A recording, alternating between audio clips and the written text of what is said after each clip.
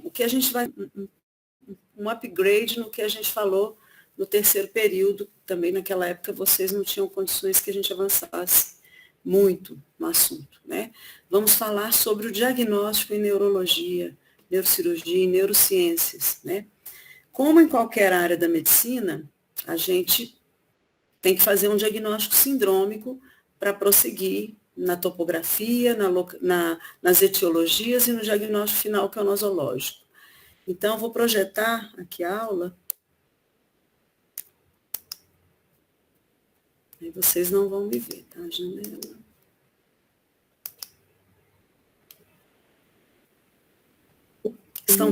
Estão vendo a projeção?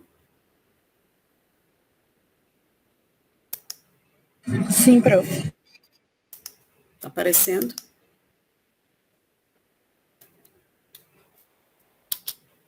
Bom, então, o que é uma síndrome?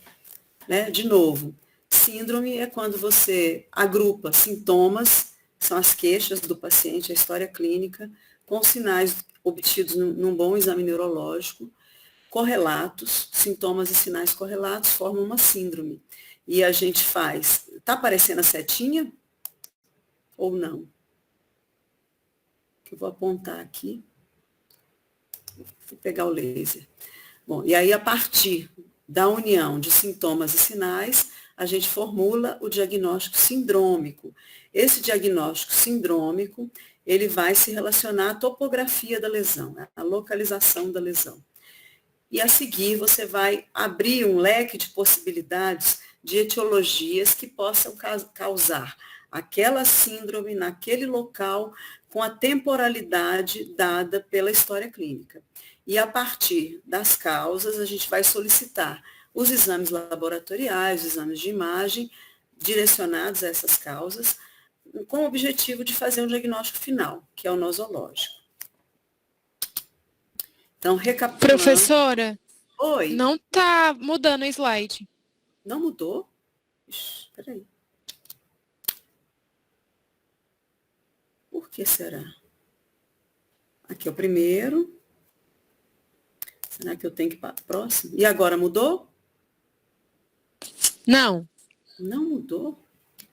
Como que eu vou fazer, então? Se é para eu estar projetando... Agora tinha mudado, professora.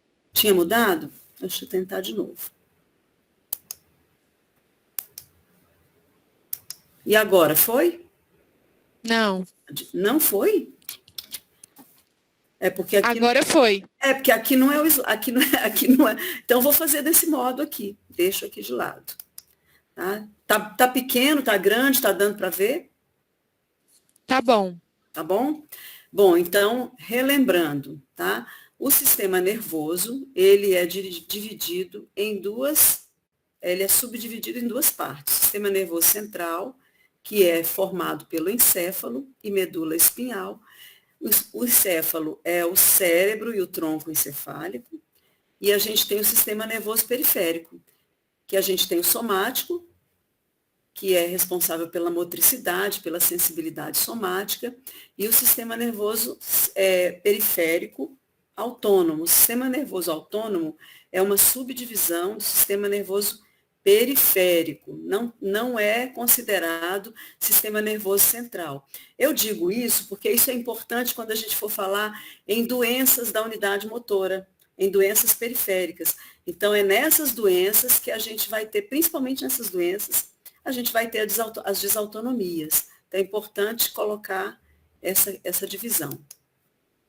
Então, quando a gente fala em sintomas e sinais, a gente tem sintomas positivos e sintomas negativos. O sintoma negativo é fácil identificar. É o déficit motor, déficit de força muscular, déficit de coordenação, déficit de sensibilidade. O sintoma positivo é mais complicado. O sintoma positivo sensorial, parestesia, desestesia, dor. E o sintoma positivo motor são movimentos involuntários, movimentos anormais, tremor, discinesias, atetose, coreia, movimentos involuntários de uma forma geral. Então, vamos começar pelo que é mais fácil, que são as síndromes motoras deficitárias, porque nessa via nós só temos 2 neurônios, é o primeiro e o segundo neurônio. Então, a gente só tem que topografar e dar um diagnóstico sindrômico de primeiro ou de segundo neurônio motor. Então, a gente tem, representando a síndrome motora, o déficit de força muscular. Na anamnese, a gente tem que esclarecer como esse déficit se instalou e como ele vem evoluindo, tá? E se realmente se trata de uma fraqueza. Fraqueza é uma diminuição da força muscular em relação ao padrão normal, que a gente testa opondo uma resistência ao movimento daquele músculo. Então, a gente só tem como testar força se a gente opuser uma resistência. É diferente, geralmente, a fraqueza acarreta incapacidade para alguma atividade complexa, como marcha, dança, correr, ou até mesmo para uma atividade simples, movimentar a ponta do dedo, movimentar o pé, fazer a dorsiflexão, fazer a flexão plantar. Então, tem que levar, essa fraqueza, ela tem que levar a perda de alguma função. Isso é diferente de falar de fadiga, né, de cansaço e de fraqueza fatigável ou fatigabilidade. A fadiga, o cansaço geralmente está mais relacionado, no linguajar do leigo, à dispneia. Então, a fadiga, ela está relacionada a estados inflamatórios, à astenia, tá? A doenças crônicas. E a fraqueza fatigável, ela é característica do acometimento da junção neuromuscular. O paciente tem o movimento normal, ele faz o movimento normal contra a resistência, mas esse movimento, quando se torna repetitivo ou sustentado, peraí, tem alguém querendo entrar, ou sustentado, aí você tem, é aí que aparece a fraqueza, a gente chama de fatigabilidade ou fraqueza fatigável. Deixa eu ver se eu consigo voltar lá para deixar a pessoa entrar.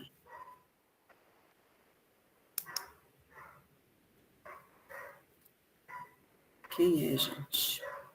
Conseguiu entrar a pessoa? Quem é? Espero que sim. Então, aí, quando a gente fala de uma fraqueza real, onde há incapacidade motora, a gente está falando ou de síndrome do primeiro neurônio motor ou de síndrome do segundo neurônio motor. Lembrando aqui da anatomia, o primeiro neurônio motor, o corpo do neurônio está no córtex, ele tem uma distribuição somatotópica, é o homúnculo de Penfield. Aqui você vê na área motora, que é a área 4, a representação, né, da inervação motora. Essas fibras, esses neurônios vão emitir axônios longos que vão formar o trato córtico espinhal, porque ele vai do córtex até a medula espinhal, ou córtico nuclear, porque ele pode também se direcionar aqui no tronco encefálico aos núcleos dos nervos cranianos. Então, do ponto de vista fisiológico, é a mesma coisa. Do ponto de vista anatômico, esses núcleos estão distribuídos em regiões diferentes do tronco encefálico. E na medula espinhal, esses neurônios, segundo neurônio motores, eles estão no corno anterior, na substância cinzenta da medula espinhal, no H medular. Então, a gente tem aqui essas fibras, elas se unem, e aqui é a cápsula interna, a perna posterior da cápsula interna, essas fibras que vinham bem espalhadas, né, nas radiações ópticas, elas se juntam e ficam agrupadas na cápsula interna. E aí elas vão descendo, e aqui no mesencéfalo, elas assumem uma posição mais distribuída, mais dispersa, como no córtex. Na ponte, na base da ponte, elas se agrupam na região anterior da ponte. Quando chega no bulbo, vocês lembram, elas cruzam na pirâmide bulbar, por isso que se chama trato piramidal, e aí elas descem ipsilateral na medula espinhal, esse trato córtico espinhal, que vai terminar no segundo neurônio motor. Aqui a gente tem a representação do segundo neurônio motor, né? A gente tem, isso aqui é inclusive o arco reflexo, bem representado. O segundo neurônio motor fica na ponta anterior da medula espinhal, através de suas raízes ventrais anteriores, ele vai emitir, esse neurônio vai emitir um prolongamento periférico, que é o nervo espinhal, depois vai ser o nervo periférico, e vai formar ainda a junção nervo-músculo, a junção neuromuscular, e vai inervar o músculo.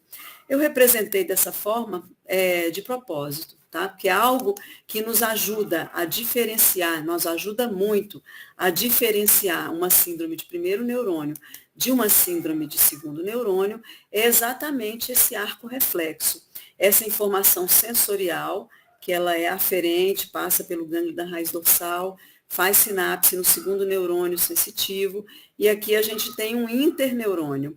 Esse interneurônio, ele conecta o neurônio sensitivo com a informação sensorial, de repente o comprimento do músculo, né? É uma propriocepção inconsciente. O tamanho do músculo vai regular o estado de contratilidade desse músculo, e o reflexo, são os reflexos osteotendinosos ou reflexos profundos. Então, não é por acaso que eu coloquei essa representação. Quando a gente tem uma síndrome de segundo neurônio motor, portanto, a lesão está nesse trajeto, o que a gente tem? A gente tem uma diminuição ou abolição desse reflexo, porque sua eferência foi comprometida. E a gente tem também o trofismo diminuído, a gente vai ter atrofia e um tônus reduzido, porque quem provê tônus, trofismo e o reflexo é o segundo neurônio motor, que é o neurônio efetor. Tá?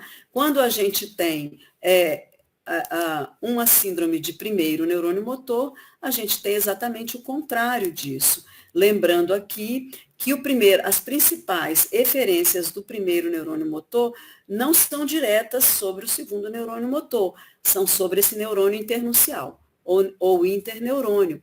Então, a gente diz que o primeiro neurônio motor, através do interneurônio, que é GABAérgico, ele modula a atividade do segundo neurônio motor.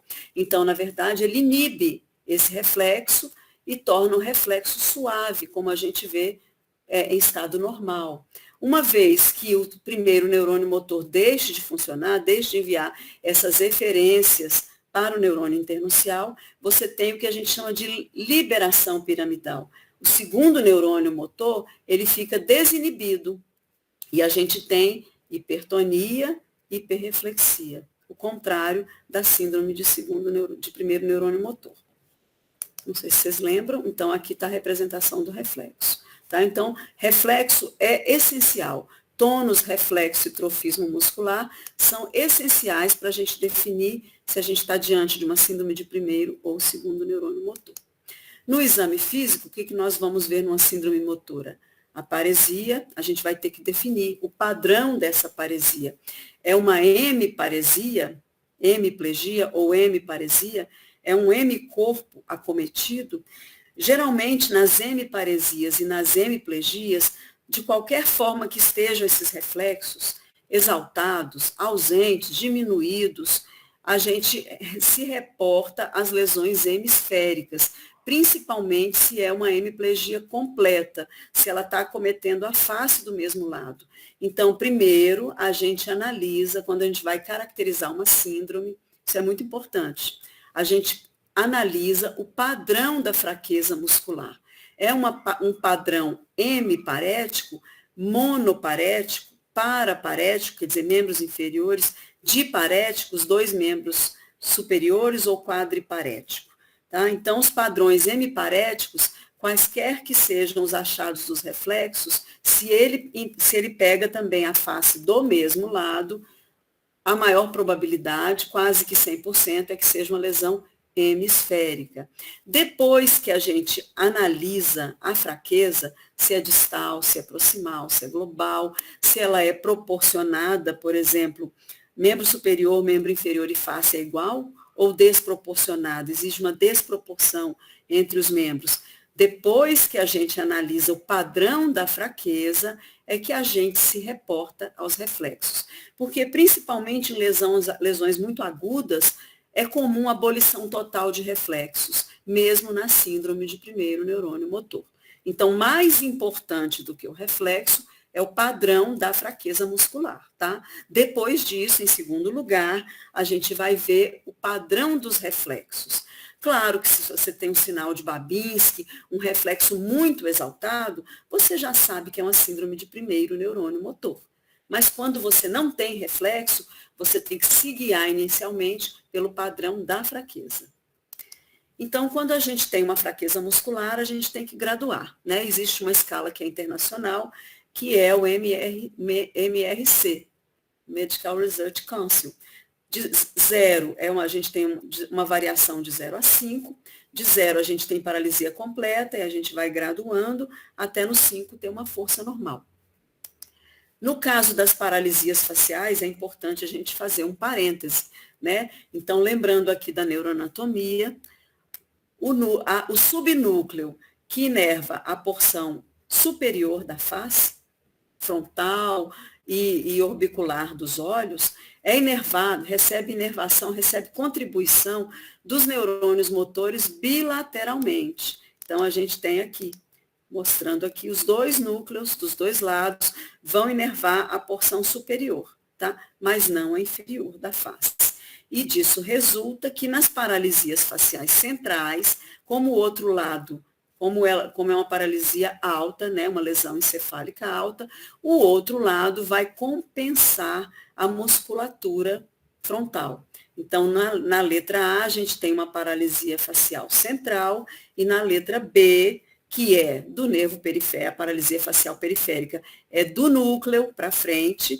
Veja bem, o núcleo equivale ao corno anterior da medula espinhal, ele é o efetor. Então, quanto mais próximo do efetor você tem a lesão, do ponto de vista de paralisia e de incapacidade é pior. Então, aqui você pegou a partir do núcleo do nervo até o nervo facial, você tem uma paralisia completa da hemifase. Já na paralisia facial central, você vai ter a situação onde se poupa a porção superior. Você não tem lagoftalmo e você tem o franzir da testa normal. Então, a síndrome piramidal, além do padrão de fraqueza, a gente geralmente, mas não sempre, nem sempre, porque na medicina não tem sempre mesmo, né? A gente tem os sinais de liberação piramidal. O segundo neurônio motor fica liberado da inibição do primeiro. Então, eu vou ter aumento de reflexos, aumento da área reflexógena, presença de clonos, hipertonia espástica, que é a lâmina de canivete.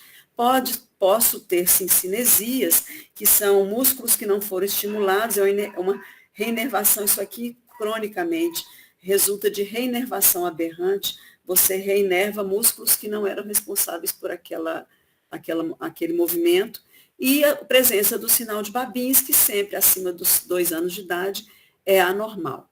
Então, vamos ver o que é uma hiperreflexia, tá? Então, vocês vão ver, a gente sempre compara, né? Lembrem que no exame neurológico ele é sempre comparativo, um lado tem que ser sempre comparado com o outro. Ele está palpando o tendão, ele vai alongar, aumentar o comprimento do tendão, aumentando o comprimento do músculo, ele tem o desencadeamento do reflexo osteotendinoso. Isso é uma hiperreflexia, um reflexo exaltado.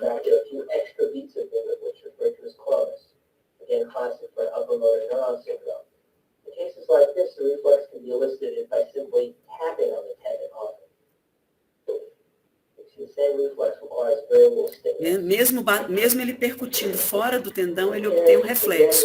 Isso é um aumento da área reflexógena. Aí, contralateral, ele vai comparar um reflexo normal, né, patelar normal. Temos também o reflexo cutâneo plantar, que é a forma correta de pesquisar, né, de fazer o estímulo. Flexão normal, extensão, sinal de Babinski. Esse é o sinal de Babinski. Tá? Extensão majestosa do hálux, extensão em leque dos demais artérios. A gente pode também, tem algumas características, né? Cadê, meu Deus? Da marcha. Uma marcha espástica, pareto espástica. Tem vários graus, isso é então, está menos grave, que está fazendo a reabilitação. Veja que o tônus está aumentado, o paciente tem dificuldade de tirar o pé do chão, de se movimentar por conta da espasticidade. É uma marcha pareto espástica, uma paraparesia espástica. Temos também o padrão hemiparético. Eu não peguei um bem evidente, não, um mais leve, para que vocês identifiquem, tá? Então, veja, o paciente mantém a adução do membro superior esquerdo, né? Esse membro está parético, e ele faz um movimento rotacional do quadril para conseguir trocar o passo. Então, é uma marcha hemiparética. Veja que tem um padrão hipertônico também dessa marcha, né? A perninha esquerda, ela quase não consegue tirar do chão, né? Diferente da direita. Temos também outro achado da síndrome piramidal, do primeiro neurônio, que é o sinal de Hoffman, onde eu faço um alongamento desse tendão e eu tenho a flexão, principalmente do polegar e do indicador. Assim. É o sinal de Hoffman. É assim que a gente pesquisa. Também é indicativo de síndrome de primeiro neurônio motor. É interessante falar do sinal de Hoffman, gente, porque ele ajuda a localizar a lesão. Então, quando a síndrome do primeiro neurônio motor é acima da medula cervical, é que eu vou ter sinal de Hoffman, só em lesões altas. Da medula cervical para baixo, eu não tenho sinal de Hoffman. Eu estou falando isso porque tem num caso clínico, tá? Para ajudar vocês. Então, eu tenho facilitação na síndrome de primeiro neurônio motor, o que eu chamo de facilitação dos reflexos superficiais. Eu tenho um reflexo cutâneo plantar em extensão, que é o sinal de Babinski, reflexos cutâneos abdominais ausentes, e posso ou não ter os reflexos palmo e pólico mentonianos presentes. Esses reflexos a gente estimula a palma da mão e o pólico de polegar, e a gente obtém a contração do mento, tá? Da boca. Eles também significam uma lesão de primeiro neurônio acima da medula cervical. Então, como é que eu diferencio? De uma forma bem didática. Nas duas situações eu posso ter paresia. O tônus, quando é uma lesão crônica, no primeiro neurônio motor ele está aumentado e ausente ou diminuído no segundo neurônio motor. Mas nas lesões hiperagudas eu posso ter o tônus zero, mesmo na síndrome de primeiro neurônio motor. Os reflexos superficiais no primeiro neurônio motor geralmente estão reduzidos ou ausentes, você tem sinal de Babinski. No segundo neurônio motor, geralmente ausentes. Estão exacerbados os reflexos profundos na síndrome de primeiro neurônio motor e ausentes no segundo neurônio motor.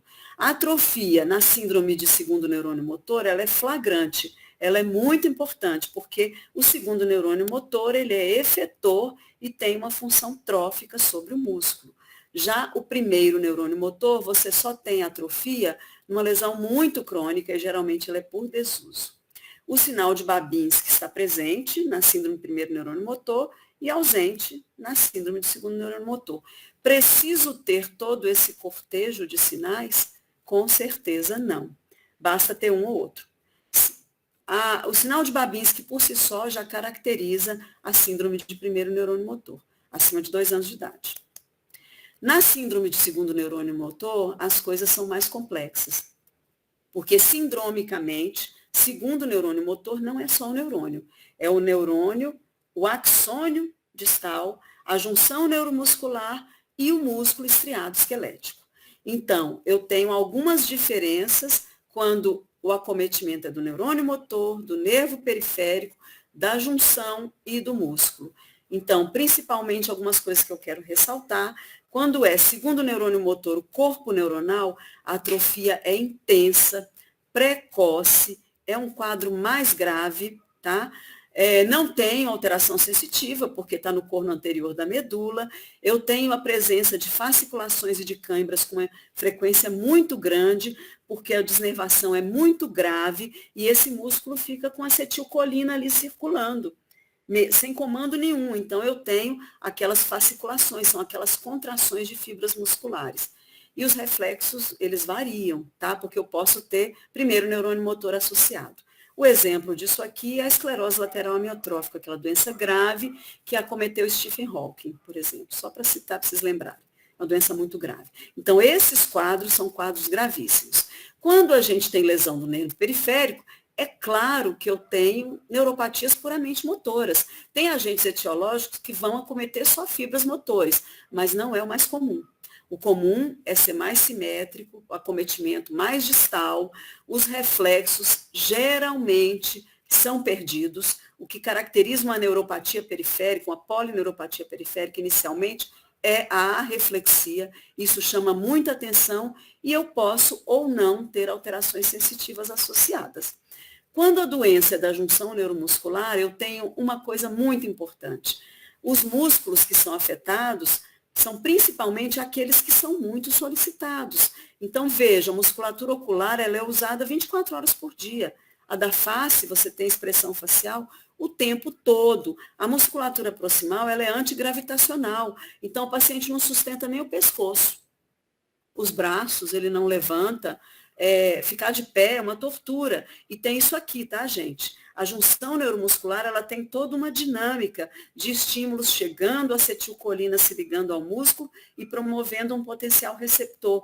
Então, isso demanda um tempo, tá? Se eu tiver qualquer erro, qualquer falha ali, vai chegar a acetilcolina, não vai encontrar receptor pronto para funcionar, e aí eu tenho o que eu chamo de flutuação diurna. Com os movimentos repetitivos e com o avançar do dia, é que esse paciente vai ter fraqueza. O melhor exemplo é a miastenia graves autoimune. E na fraqueza puramente do músculo, eu tenho uma característica importante.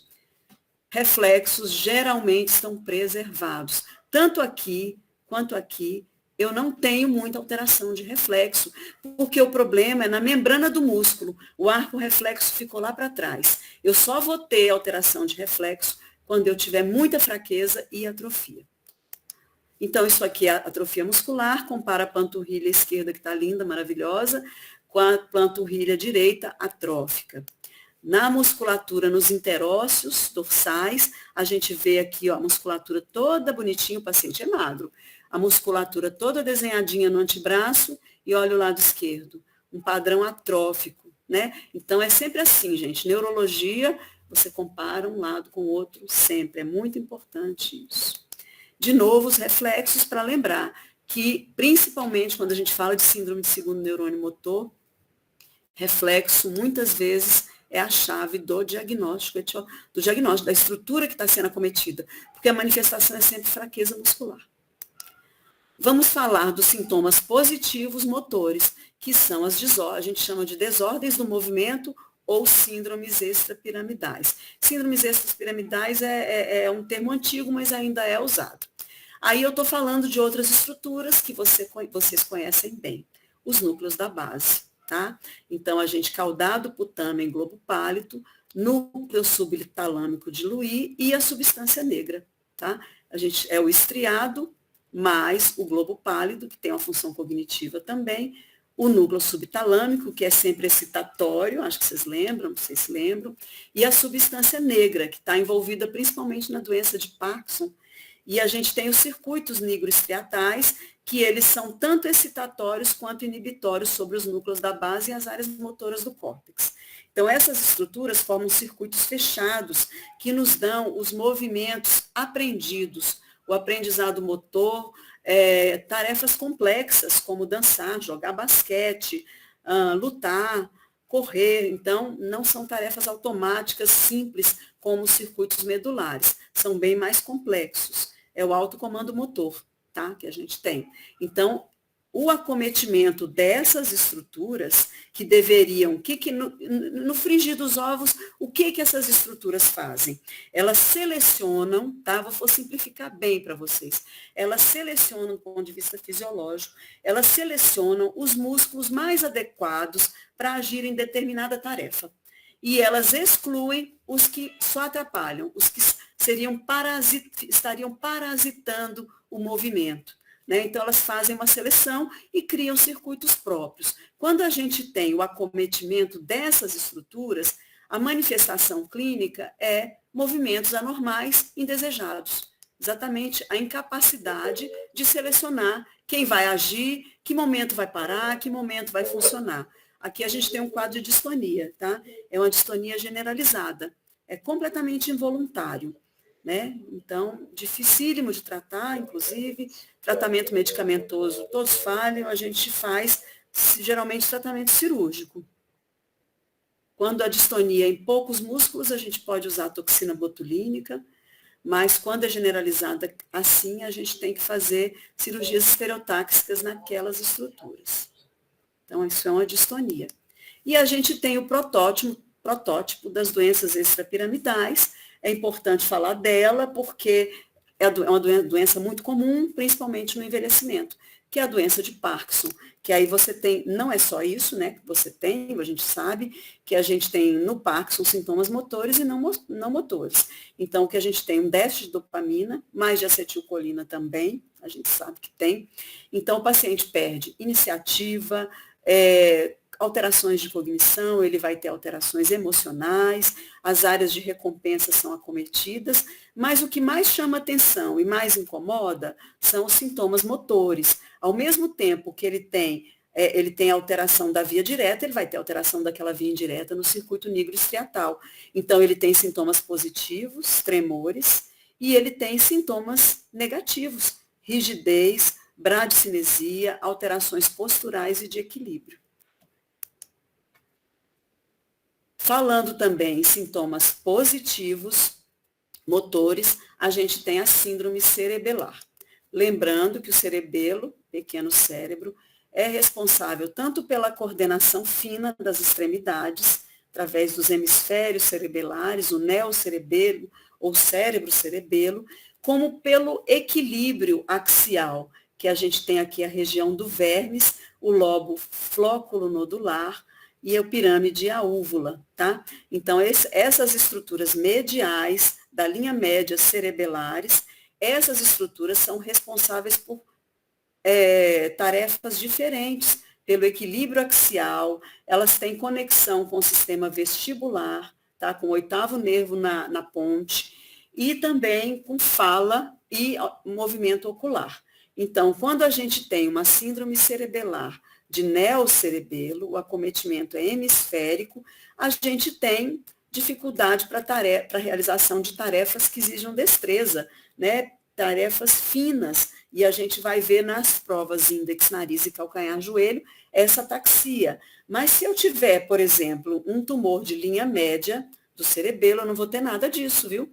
Eu terei apenas marcha atáxica com alargamento da base, terei uma fala escandida, uma fala cerebelar, né, que é uma disartria específica de modulação da quantidade de ar. O paciente não consegue controlar a quantidade de ar que vai passar pelas cordas vocais, então ele tem uma fala levemente explosiva e nistagmo. Então, são síndromes diferentes. É importante saber que existe a síndrome cerebelar apendicular, existe uma síndrome cerebelar que é de linha média. Aqui, a gente sempre, em qualquer uma das duas, a gente tem as ataxias cerebelares. A gente começa a ter uma marcha ebriosa com aumento da base de sustentação e o paciente simplesmente não junta as pernas. Tá? Você nem consegue fazer a prova de Romberg.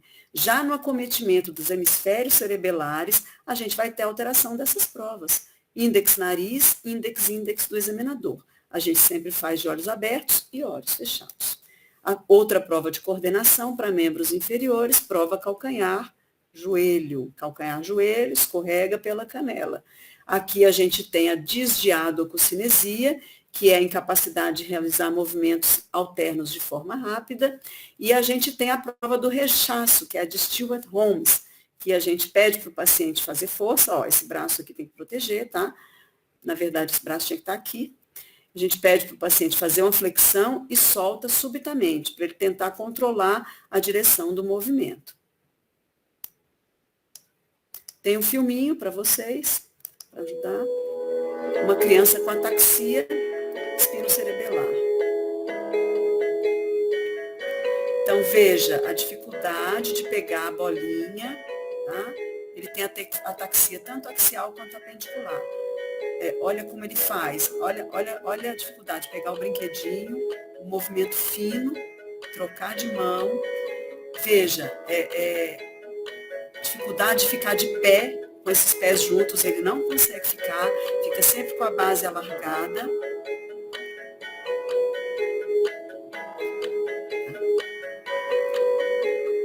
Isso é uma ataxia apendicular. A marcha atáxica, ele está tendo apoio. Então, juntar as pernas, juntar os dois pés é muito complicado. A marcha é briosa, tá? Então, ataxia cerebral. Deixa eu ver se vai aparecer mais um caso aqui.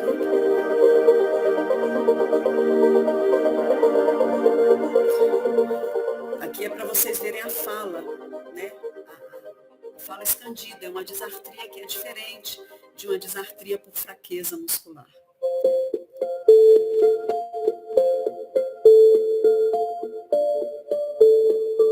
É a dificuldade com o movimento apendicular que o paciente tem.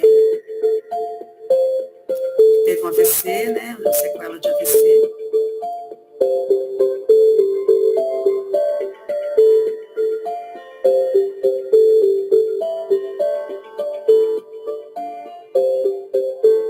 Acho que eu não consegui achar a fala escandida, não. Tá aqui. Os movimentos espontâneos, com muita dificuldade.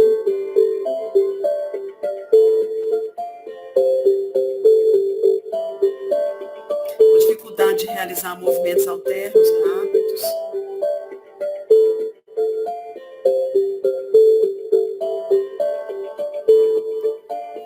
Tá bom. Síndromes motoras, a gente encerrou. Alguma dúvida? Querem perguntar alguma coisa sobre síndromes motoras? Tá muito bom, estão lembrando de tudo, então o negócio tá bom aqui. Então, vamos falar das síndromes sensitivas, tá? Distúrbios de sensibilidade, também, como eu falei, podem ser positivos, no caso de dor, parestesia, desestesia, e negativos, que é a ausência de sensibilidade. A gente sempre testa duas modalidades exteroceptivas, geralmente tátil e dolorosa, e a gente também testa a sensibilidade proprioceptiva. A sensibilidade interoceptiva é a visceral. E a gente tem também os sentidos especiais, também são formas especiais de sensibilidade. Visão, audição, olfação, gustação e o equilíbrio. Tá? Então, a gente só lembrando, né, que temos vias específicas que começam nos receptores na pele e esses receptores se conectam, respondem a estímulos diferentes e se conectam a vias específicas. Temos duas vias muito importantes, tá? A via da dor e da temperatura e a via do tato epicrítico, tá? São as mais importantes. Temos também uma via do tato protopático. A gente vai falar delas. Então, os sintomas e sinais são esses: anestesia, hipoestesia, hiperestesia, parestesia, que é o que o paciente queixa, disestesia, que é o que a gente vê no exame, a diferença é essa, alodínia é o estímulo tátil provocando dor, hiperpatia são estímulos táteis de repetição, como nas lesões talâmicas, é muito comum e o paciente isso evoca dor no paciente, e é uma dor persistente que ela reverbera.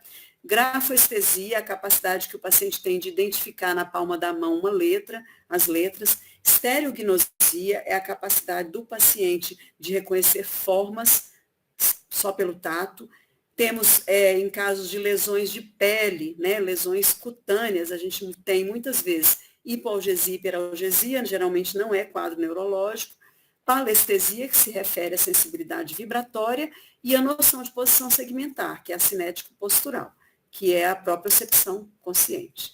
Então, aqui as duas principais vias, a via da dor e da temperatura, só lembrando que é o trato espinotalâmico lateral, que é uma via cruzada, tá? Desde a medula. Essas fibras vão entrar, vão passar pelo gânglio da raiz dorsal, vão fazer sinapse nas lâminas de Hexed, na substância cinzenta da medula, vão cruzar para o lado contralateral e vão ascender contralateral na medula, tá? Então, e vão até o tálamo, né? Córtex somatosensorial, pós-central.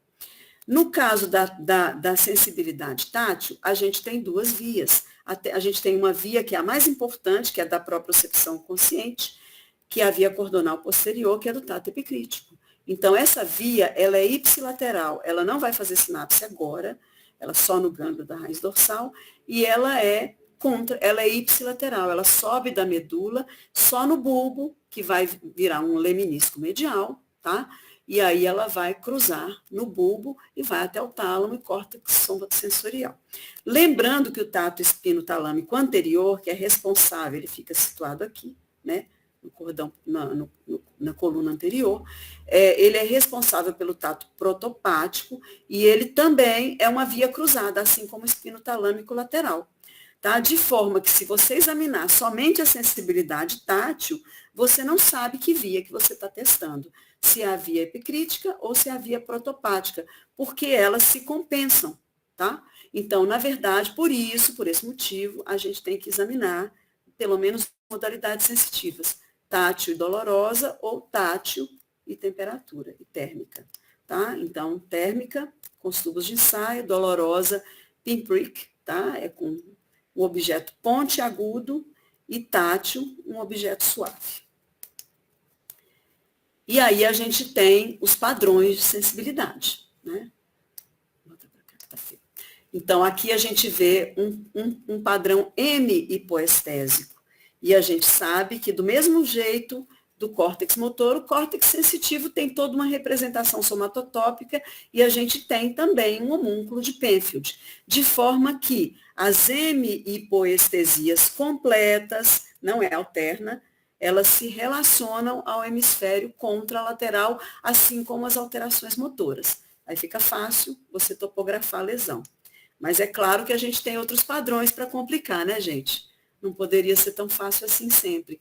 A gente tem um outro padrão, que eu chamo de padrão segmentar. Ele se reporta às lesões de medula espinhal e de raízes espinhais, que são a continuação da medula espinhal. Então, lembrando que é um órgão primitivo, a medula, é um órgão antigo mesmo, filogeneticamente falando, e a gente tem aqui os segmentos cervicais, a distribuição deles. Tá? Lembrando que o homem é avaliado de posição supina, com os braços abertos, igual o homem de Leonardo da Vinci. Tá? Aqui a gente tem as raízes lombares, as raízes sacrais, porque a gente descende dos quadrúpedes. Então, a distribuição radicular não mudou. Tá? Então, considerando as raízes sacrais, elas são sempre posteriores nos membros inferiores e as lombares são anteriores. Essa é a distribuição radicular. Tá? Quando a gente estiver diante de uma alteração sensitiva, fica fácil dar um diagnóstico de lesão medular, estabelecendo o seu nível, tá? Ou de raízes espinhais, no caso. Tá? E temos uma mais complexa, né? Como eu falei, o sistema nervoso periférico ele é muito mais complexo. Então, a gente tem uma distribuição aqui, a moça do lado direito, aqui a moça do lado esquerdo tem os dermátomos, que são das lesões medulares, e tem as distribuições de nervos periféricos, que são bem diferentes. O que facilita é que a maior parte das neuropatias periféricas, elas são comprimento dependentes. A parte distal do nervo é que sofre mais. Então, a gente geralmente tem padrões de botas e luvas, que eu vou mostrar aqui daqui a pouco. Aqui, como a gente testa a sensibilidade cinética postural, né? Coloca o dedo para cima, coloca a falange distal para cima, para baixo. Mesma coisa no hálux. Vocês lembram bem, e a gente testa através da sensibilidade vibratória nas extremidades ósseas, que é a palestesia. Isso a gente está testando a propriocepção consciente. E aí vem uma síndrome, tá? Que é o paciente tem coordenação, assim como o paciente de síndrome cerebelar, com algumas diferenças, alguns pormenores que me ajudam a identificar clinicamente essa síndrome. Quando a gente tem a alteração da propriocepção consciente, isso quer dizer que o paciente não sabe onde está o pé, a posição do pé, a posição do tornozelo, do joelho, da musculatura antigravitacional, dos braços. Então, como ele perdeu a propriocepção, que é o cordão posterior da medula, e o leminisco medial, isso também está nas fibras grossas dos nervos periféricos, são as fibras proprioceptivas. Então, esse paciente não tem noção de como estão a posição dos membros deles no espaço. Nas provas índex, nariz e calcanhar, joelho, ele terá uma piora muito grande ao fechar os olhos, porque ele usa a visão para se orientar em relação à posição dos segmentos no espaço. E a marcha deles, eu encontrei esse filme aqui, a gente chama de marcha talonante. Ele bate o calcanhar no piso, ele também aumenta a base de sustentação, igual na marcha atáxica cerebelar. Vejam a base de sustentação aumentada, mas ele bate o calcanhar no chão, ele pisa com o calcanhar, porque ele não consegue saber onde que está o pé, o que é planta, o que é antepé, o que é calcanhar. Então, ele tem esse padrão que a gente chama de marcha talonante. Olha lá, ele pisa com o calcanhar porque ele está procurando o chão, tá? É como se procurasse mesmo o chão, tá? Então, isso a gente tem na ataxia sensitiva, por acometimento da propriocepção consciente no cordão posterior da medula. Isso a gente vê muito em deficiência de vitamina B12, tá? E a gente vê muito na tabes dorsalis, que é a neurosífilis, sífilis terciária. Outras modalidades de alteração sensitiva, a grafestesia também é função do cordão posterior da medula, e a estereognosia, que é identificar os formatos, só pelo formato, ó, olhos fechados, só pelo formato que o objeto é aquele. Alguma dúvida de síndromes sensitivas? Então, vamos para uma específica que vocês devem ter visto hoje. Pode falar. Eu tenho uma dúvida. Ele Pode falar. tem essa última alteração de não conseguir identificar qual é o objeto, porque ele não, por exemplo, não tem a sensibilidade dos dedos para isso. Igual a senhora falou que ele não sabe onde estão os dedos, então ele não consegue formular o que seria o objeto? Você está falando da estereognosia? Sim. A estereognosia, tanto a grafestesia quanto a estereognosia, o tato epicrítico, a sensibilidade vibratória e a propriocepção consciente são funções do cordão posterior da medula. Entendi. Tá? Da via proprioceptiva, que vai virar leminisco medial lá no bulbo. Entendi. Então, ele não identifica. Ele não identifica. É um chumaço de algodão, é uma caneta, é um anel, é uma chave, é uma bola. Ele não identifica. Ele perde essa capacidade de identificar. Isso aqui vocês devem ter visto no TBL, né? Bom, a gente vai falar de uma síndrome específica, que é importante que vocês reconheçam, é a síndrome de secção medular. Ela pode ser completa ou incompleta, depende do que está causando a lesão. Se é uma facada ou um bisturi que seccionou a medula, ela vai ser completa. Se é inflamatória, geralmente é incompleta, mas eu tenho algumas coisas que me ajudam a diagnosticá-la. Geralmente não, a maior parte das vezes. Se ela é transversal, se é uma síndrome medular transversal, ou seja, uma secção, uma hemissecção, uma secção parcial, eu tenho uma síndrome sensitiva de anestesia, hipoestesia, hiperestesia, disestesia, com nível sensitiva. Aqui a palavra-chave é nível. A nível, então eu tenho que procurar um nível durante o meu exame de sensibilidade. Tenho associada a ela uma síndrome motora de segundo neurônio, tá? Não, aqui é primeiro, desculpem. Eu vou mudar, tá errado. De primeiro neurônio abaixo da lesão, tá? Porque você seccionou o trato córtico-espinhal. Então, você abaixo do nível da lesão, geralmente esse paciente tem fraqueza ou ausência de movimentos. E é de primeiro neurônio, então o que acontece? Aqueles segundos neurônios perderam a inibição do primeiro neurônio. Então eu terei, nem que seja a longo prazo, eu terei hipertonia e hiperreflexia, tá?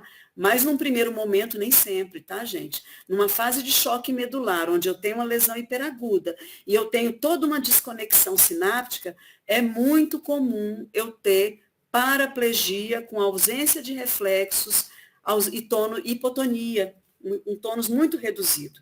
Olha, eu já vi vários pacientes com 10 anos de lesão continuam sem reflexos. Então, novamente, eu quero dizer o que eu disse no início. As síndromes motoras, primeiro, você vê o padrão do déficit motor. Depois, você olha os reflexos. Posso ter cutâneo plantar extensão, por exemplo, somente um sinal de Babinski, tá? E no nível da lesão, se eu for avaliar a síndrome motora no nível da lesão, ela é uma síndrome de segundo neurônio motor, naquele nível, porque ali foi o sofrimento é do segundo neurônio motor. Então, eu posso ter mesmo, para sempre, a reflexia e até uma atrofia precoce, naquele nível da lesão. Se é uma mielopatia cervical, se é uma mielopatia lombar, torácica, não é evidente, porque a gente não tem musculatura apendicular inervada pela medula torácica, então não fica evidente. E além da síndrome sensitiva e da síndrome motora, eu tenho uma síndrome esfincteriana, que também pode ser chamada autonômica, porque eu tenho um cordão lateral na medula, que é responsável pela inervação visceral. que é pelo sistema nervoso autônomo. Então, geralmente, numa síndrome medular, eu tenho acometimento de esfíncteres. Eu posso ter retenção ou incontinência urinária e ou fecal. As duas coisas podem acontecer, tá? Porque eu posso ter um segundo neurônio e aí eu vou ter uma bexiga desnervada, que não elimina a urina e ela vai se dilatando e formando um globo vesical e a determinado momento o paciente, aquilo ali vai transbordar. E aí pode até ter uma incontinência por transbordamento por conta de uma bexiga flácida. E quando eu tenho uma lesão alta, geralmente eu tenho uma bexiga e o intestino hiperrefléxico. Eu tenho urgência miccional, urgência fecal, incontinência urinária, incontinência fecal. Tá? Esse detrusor, ele contrai o tempo todo, esvazia a bexiga e o intestino o tempo todo. Mas eu posso ter as duas coisas. Então, aqui está a estrutura da medula espinhal, é só uma estrutura didática. Eu tenho os tratos sensitivos deste lado, em cinza, e os tratos motores deste lado, em vermelho. Mas todos vão ser acometidos, só para vocês verem qual que é ipsilateral, qual que é contralateral. Então, repetindo, a informação sensitiva não sobe, não ascende, então eu tenho um nível sensitivo daqui para baixo. A informação motora não desce, não vai pegar os neurônios que estão aqui embaixo, eu tenho uma síndrome motora daqui para baixo, ou seja, eu tenho um nível sensitivo e um nível motor ao mesmo tempo, nas síndromes medulares. Lembrando de novo, os dermátomos para ajudar a gente a se orientar sobre nível da lesão.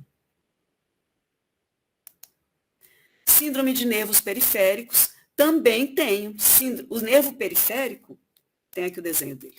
O nervo periférico, gente, é isso aqui, tá? É o prolongamento distal. Ele tem o epineuro, o perineuro e o endoneuro e os fascículos de fibras envolvidos por essas membranas. Aqui tem um fascículo de fibra. Vejam, eu tenho veia, artéria, tenho vasa nervorum e tenho a bainha de mielina, que é o bege mais claro, e tenho vários tipos de fibra agrupados. Nessa bagunça aí, organizada, é uma bagunça muito organizada, eu tenho fibras sensitivas para dor, para temperatura, para tato epicrítico, para tato potopático, para propriocepção, então, fibras motoras. Então, eu tenho fibras grossas com muita mielina, que são principalmente as motoras e as proprioceptivas, e fibras mais finas, quase amielínicas, né? Sistema nervoso autônomo, então, quase não tem mielina. Então, aqui eu tenho fibra motora, fibra sensitiva e fibra autonômica.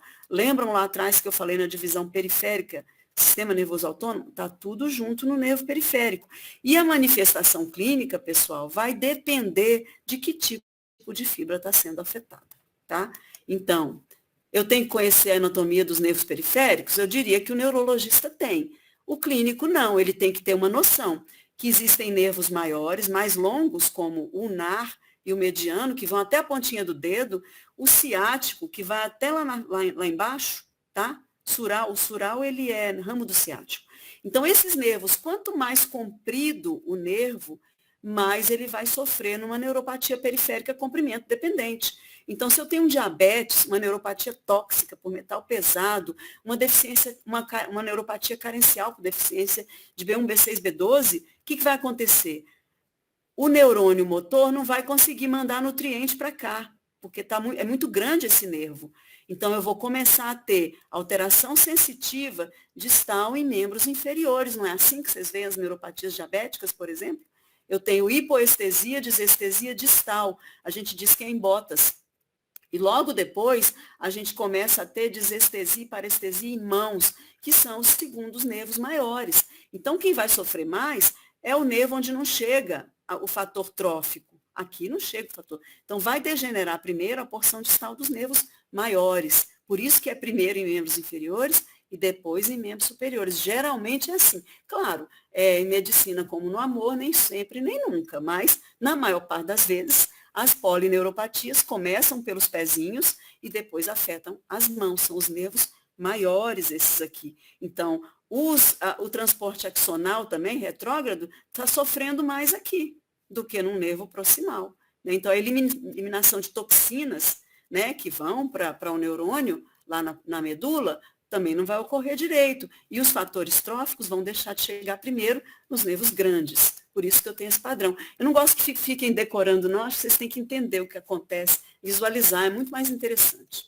Né? Aqui a gente tem sistema nervoso periférico, para variar, não é fácil, a medula espinhal no estojo ósseo, as raízes. Então, para complicar a nossa vida, essas raízes, elas se unem e antes de formar os nervos periféricos, elas formam plexos, elas se imbricam, se misturam e começam a formar os plexos para aumentar a eficiência do sistema nervoso periférico.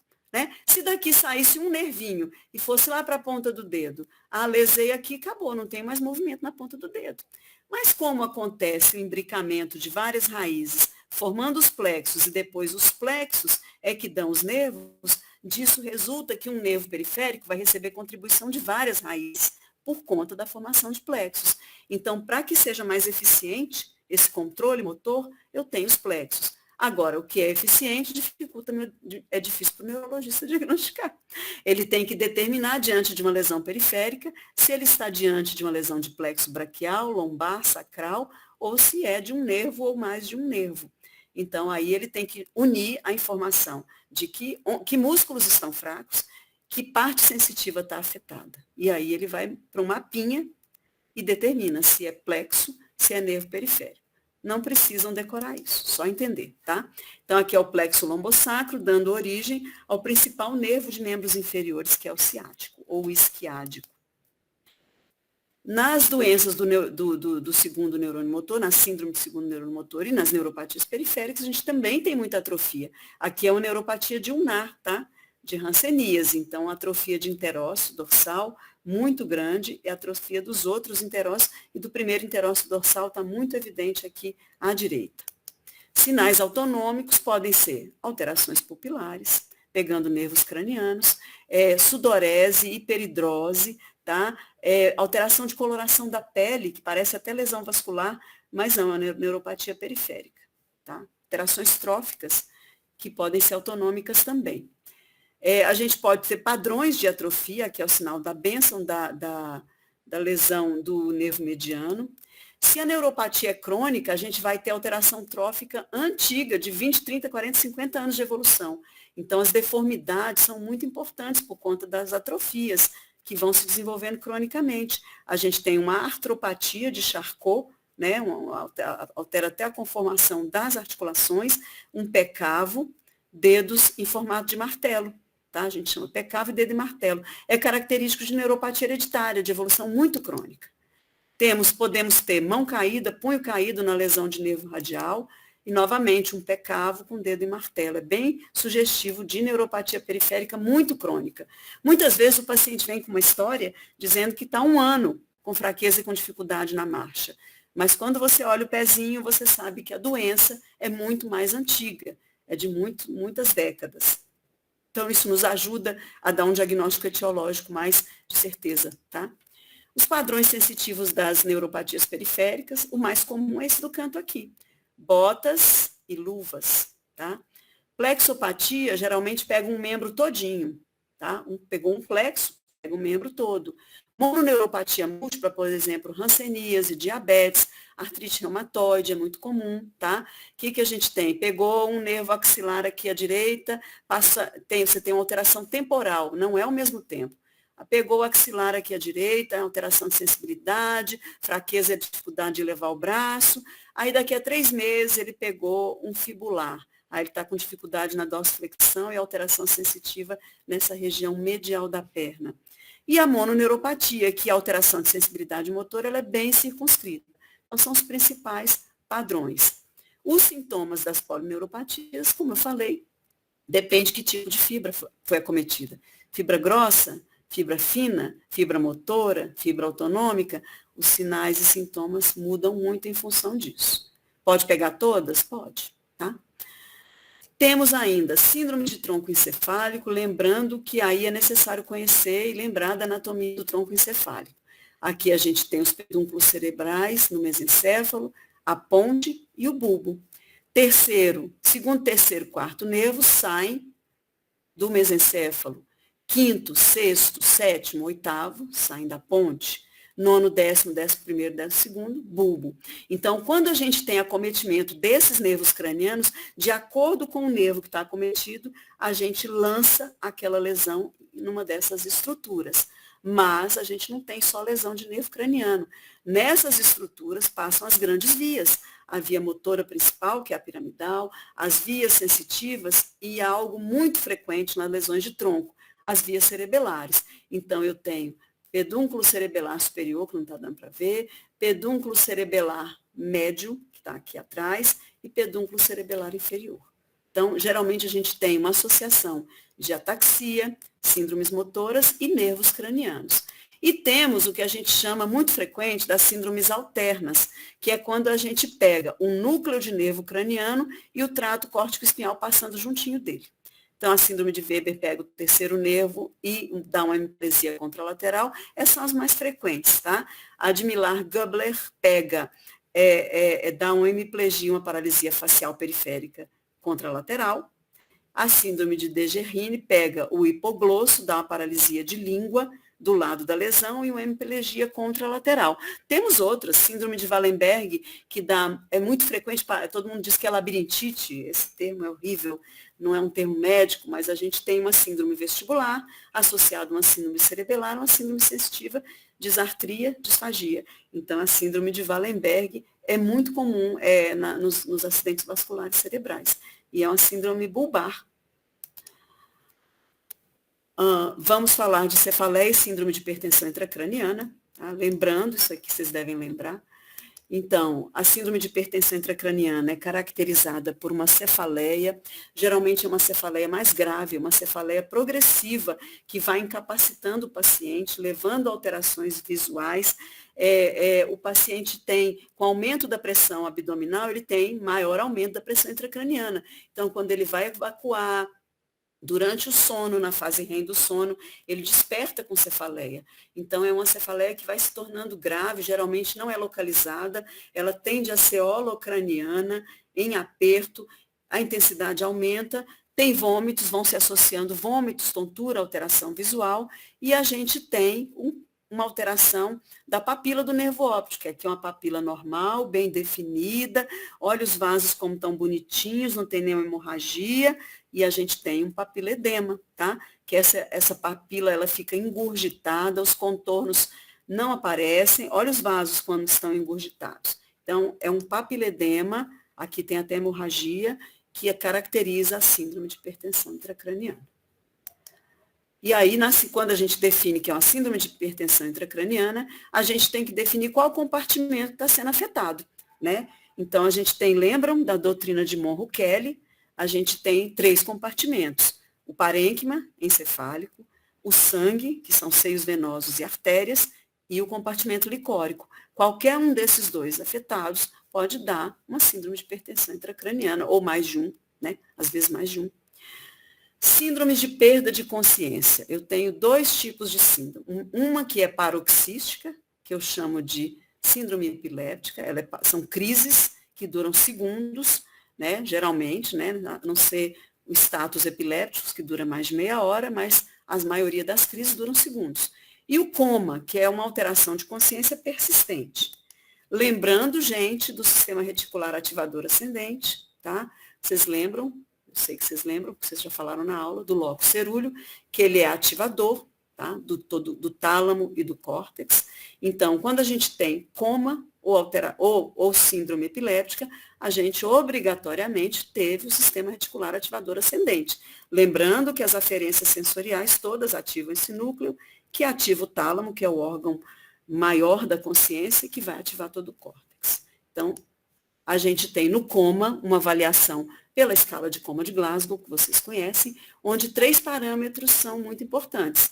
Abertura ocular, se é espontânea, se é o estímulo, resposta verbal, se está orientado, confusa, depende do que fala, ou se não fala nada. Resposta motora, que a gente tem uma resposta coordenada, só de localização da dor, de retirada do membro. Flexão anormal, que é a postura de decorticação, né, acima do mesencéfalo. E extensão anormal, que é uma postura de descerebração. E a gente também subtrai pontos caso o paciente tenha alterações pupilares. Aqui a gente tem a escala FOR, que é muito parecida com a escala de Como de Glasgow, que é menos usada. Quando a gente fala de perda de consciência de forma paroxística, a gente está falando de um diagnóstico, epilepsia. Para o paciente ser considerado epiléptico, é necessário que ele tenha 2 crises com intervalo superior a 24 horas, tá? Pelo menos 2 com 24 horas de intervalo, na ausência de fatores que levam a crises reflexos. Quais são esses fatores? Alteração hidroeletrolítica, ácido básico, hipotermia, hipoxemia, hipercapnia, febre, importante, tá? Uso de álcool, uso de outras substâncias, intoxicações exógenas, sedação. E outra coisa muito importante que a gente sempre esquece, as disglicemias. Tanto a hipoglicemia quanto a hiperglicemia podem precipitar síndrome epiléptica. Não quer dizer que o paciente tenha epilepsia, tá? Então, tem o critério para diagnóstico de epilepsia. E aí, a gente tem vários tipos de crise, tá? Então, a gente tem uma classificação que é da Liga Internacional contra a Epilepsia, que virou Liga Brasileira de Epilepsia também, e essa classificação estabelece os tipos de crise de acordo com a manifestação clínica. As tônico-clônicas, crises de ausência, essas 2 generalizadas, crise mioclônica e crise atônica. Essas são generalizadas. Generalizada quer dizer que aquela descarga epiléptica, ela se originou ou no tálamo ou no córtex de uma forma geral, de uma vez só. Ela é sincrônica em todo o córtex, para que o paciente perca a consciência desde o início, o que não é muito comum. O mais comum é a gente ter síndromes epilépticas de origem focal subdiagnosticadas e que evoluíram para uma generalização secundária. Então, quando a descarga elétrica normal é, vide, potencial de ação anormal. Você tem a geração de um potencial de ação no córtex motor, no córtex não motor, comportamental, frontal, temporal, sensorial, aí você está diante de uma crise de início focal, tá? E se essa crise, se esse potencial de ação se propaga para todo o córtex e tálamo, você tem evolução de crise focal para uma crise generalizada. Não quer dizer que ela não é focal, ela continua sendo focal, tá? Pode ser de início desconhecido, quer dizer, você não conseguiu determinar. Quando a gente fala de desconhecido em medicina, idiopático, primário, quer dizer que nós não demos o diagnóstico, tá? Então, não quer dizer... Então, muitas vezes, você classifica um paciente com uma crise generalizada e você entra com tratamento como se fosse uma crise generalizada. E ele não responde, não melhora, continua tendo crise. Então, aí você tem que rever seu diagnóstico. Será que eu não estou diante de uma crise de início focal e o remédio é outro? Tá? Então, sempre pensar em reavaliar e fazer de novo uma história bem feita e alguém que presenciou a crise dele para ver como ela começa. Então, vamos ver alguns exemplos de crise epiléptica.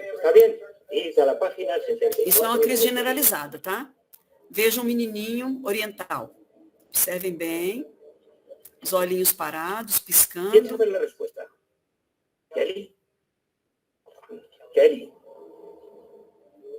Irresponsivo. E não é TDAH, tá? É um diagnóstico diferencial. Voltou. Então, ele teve uma crise de ausência simples que durou segundos, tá? É uma crise generalizada. Ele perdeu a consciência.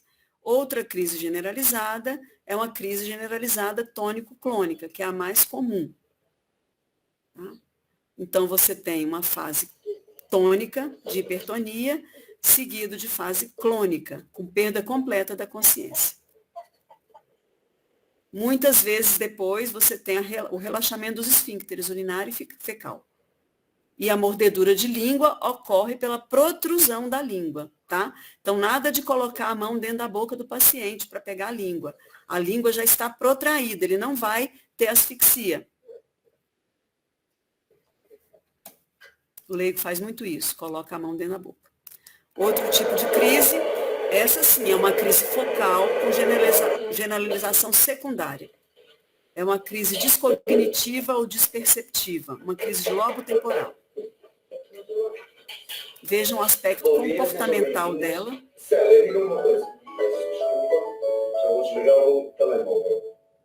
Português de Portugal. Como é que estamos a encontrar a avaliação relativamente ao projeto Arte Boa? Doutor Brandão, depois de analisar todos os parâmetros deste projeto, eu acho que nós temos viabilidade financeira para prosseguir. Aliás, é o melhor investimento dos últimos anos. Doutor Brandão, eu estive a analisar detalhadamente todo o projeto e considero que na globalidade a proposta está Então ele ajustada. para, mas ele faz alguns movimentos automáticos com as mãos e com a boca. Vejam como é diferente da crise de ausência. Ele não fica paradinho piscando. Ele mexe na gola, generalização secundária, tá? Então, se você perde essa fase do início da crise, se você não tem a descrição do início da crise, você tende a achar que é uma crise generalizada desde o início. E não é, é uma crise focal com generalização. Falando brevemente das síndromes mentais e demenciais, síndromes mentais a gente viu muito agora no módulo de saúde mental, né? Vocês viram os delíriums nos velhos, nos idosos, vocês viram quadro mental pelo abuso de álcool e viram as doenças mentais mesmo, que a gente sabe que são síndromes mentais com componente orgânico, existem sistemas de neurotransmissores afetados. Então, eu só quero dizer isso aqui. Para a gente avaliar as funções cognitivas, percepção e memória, nós precisamos ter isso aqui, tá? Vocês viram no déficit de atenção e hiperatividade que sem atenção a gente não tem absorção de conhecimento. No paciente deprimido, que a atenção está diminuída, ele vai dizer que tem déficit de memória, tá? O paciente com qualquer síndrome mental que afete a atenção dele, a concentração, você não tem como avaliar nem percepção, nem memória.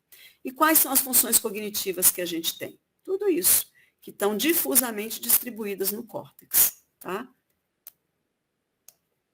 Então, algumas áreas são mais especializadas em determinadas tarefas. Lobos frontais são linguagem, memórias episódicas, memória de trabalho, semântica. Córtex motor, as memórias procedurais. Córtex pré-frontal, a iniciativa, memórias de curto prazo. Lobo temporal, puramente comportamental, memórias semânticas, memórias emocionais. A amígdala está ligada ao comportamento emocional. O hipocampo, ele está conectado à amígdala e também está ligado à decisão de qual memória que vai ser consolidada. Ele é responsável pela consolidação da memória. E o cerebelo também participa das memórias procedurais. Então, essas são as principais estruturas ligadas à memória. A gente tem aqui o mini-mental, tá?